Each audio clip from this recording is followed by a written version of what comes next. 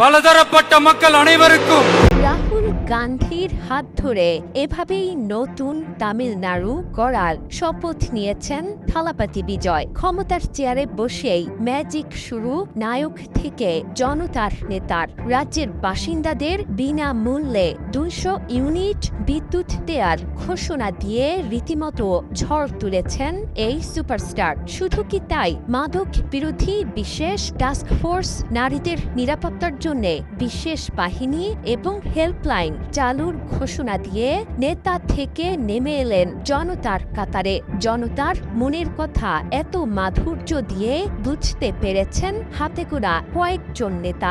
সেই হাতে গোনাদের তালিকায় স্থান করে নিলেন বিজয় থালাপাতি। আচ্চামম ওরদালাই সার্বমেন্দ্রী এক সাধারণ মানুষ নেতৃত্বের ভূমিকায় বিজয় থালাপাতির থালাইবা সিনেমায় বাস্তবে ধরা দিল তামিলনাড়ু রাজনীতিতে। একজন তুমুল জনপ্রিয় নায়ক থেকে মুখ্যমন্ত্রীর চেয়ারে, মুখ্যমন্ত্রীর আসনে বসে রীতিমতো বোমা ফাটালেন নতুন মুখ্যমন্ত্রী। সাফ জানিয়ে দিলেন তামিলনাড়ুর ক্ষমতার কেন্দ্রবিন্দুতে আছেন তিনি, তাকে বাদ দিয়ে হবে না কিছুই। বুঝিয়ে দিলেন সরকারের ভালো কাজের কৃতিত্ব যদি তার হয়, তাহলে খারাপ কাজের দায়ভারও নিচ্ছেন মুখ্যমন্ত্রী নিজেই। জবাবদিহিতা থেকে বাদ পড়বেন না তিনি, অর্থাৎ জোট সঙ্গীদের চাপের মুখে কিছুই করবেন না এই সুপারস্টার।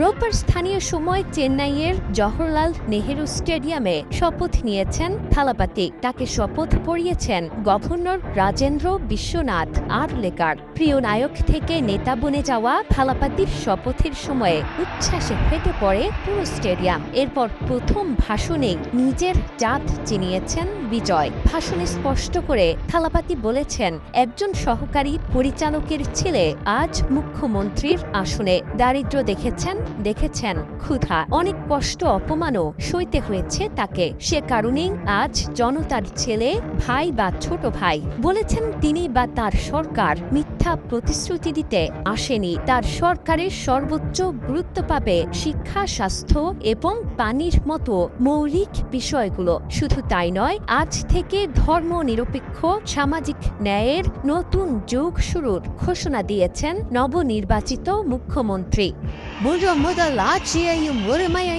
সরকারের বর্তমান বাস্তব চিত্র তুলে ধরেছেন নিজের ভাষণে। তার মতে, রাজ্যের কোষাগার খালি, 10 লাখ কোটি রুপি ঋণের বোঝা নিয়ে দায়িত্ব নিয়েছেন। সবকিছু মূল্যায়নের পর প্রকাশ করবেন শ্বেতপত্র। এটাই হচ্ছে মুখ্যমন্ত্রীর প্রথম দায়িত্ব। তবে জনতার অর্থ থেকে 1 পয়সাও নিতে নারাজ নতুন মুখ্যমন্ত্রী।